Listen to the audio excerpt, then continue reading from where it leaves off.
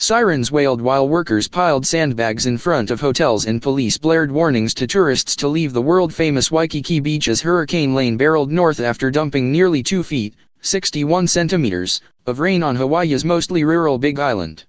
Emergency crews rescued 5 California tourists from a home they were renting in Hilo after a nearby gulch overflowed and it flooded Thursday.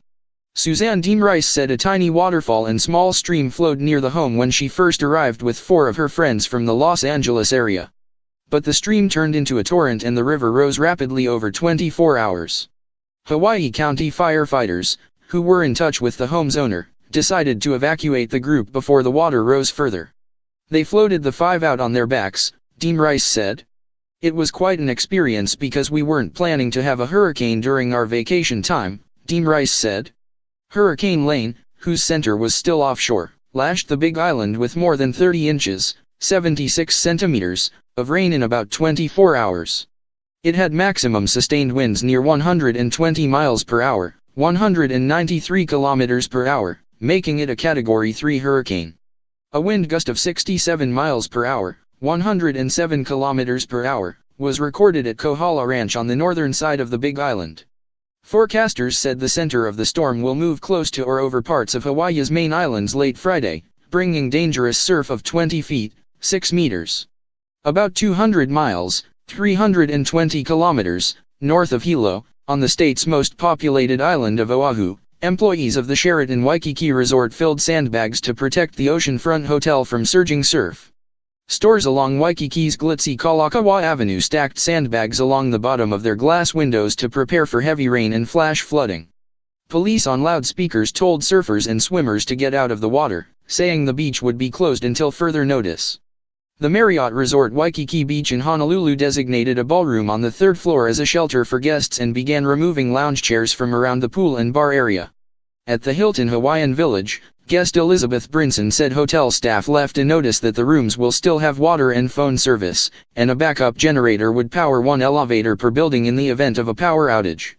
Brinson, a native of the United Kingdom now living in Denver, said many shops were closed, and those still open were frantic with people buying food, beer, and water to take back to their rooms.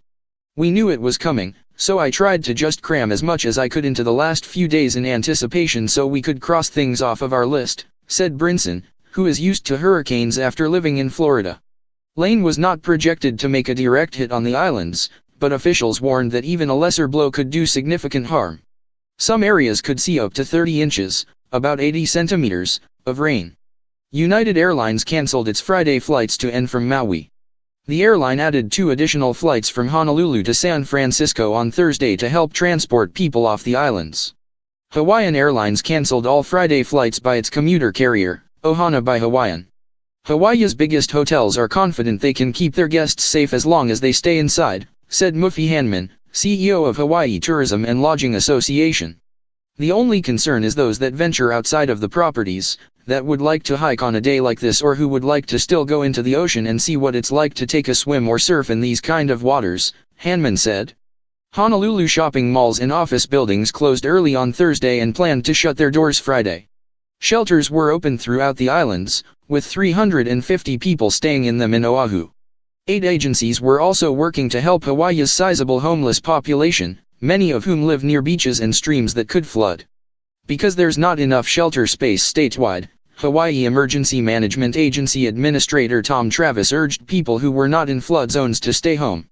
The National Weather Service downgraded the Big Island to a tropical storm warning, meaning it expects sustained winds of 39 miles per hour, 62 kilometers per hour, to 73 miles per hour, 117 kilometers per hour, on the island instead of stronger hurricane-force winds. But a hurricane warning remains in effect for Oahu and Maui County. The Central Pacific gets fewer hurricanes than other regions, with about only 4 or 5 named storms a year. Hawaii rarely gets hit. The last major storm to hit was Iniki in 1992. Others have come close in recent years. Because people in Hawaii are confined to the islands, they have to make sure they have enough supplies to outlast power outages and other potential emergencies. The Federal Emergency Management Agency moved several barges packed with food, water, generators, and other supplies into the region ahead of Hurricane Hector, which skirted past the islands more than a week ago, FEMA Administrator Brock Long said.